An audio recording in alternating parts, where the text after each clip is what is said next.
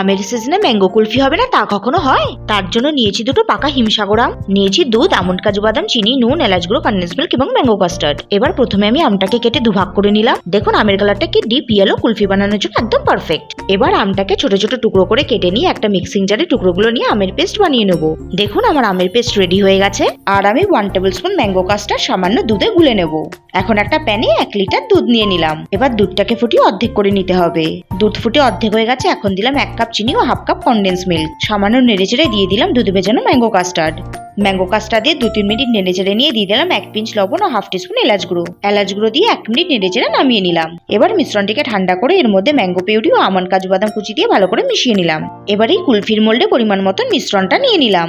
এবার এই ছোট কফির কাপেও পরিমাণ মতন মিশ্রণটা নিয়ে রাংতা দিয়ে মুড়ে সিল করে নিলাম। এবার এতে একটা করে আইসক্রিম স্টিক ঢুকিয়ে ফ্রিজে ওভারনাইট রেখে দিলাম। ব্যাস, এবার ফ্রিজ থেকে বার করুন আর ঠান্ডা ঠান্ডা ম্যাঙ্গো কুলফি স্বাদ উপভোগ করুন।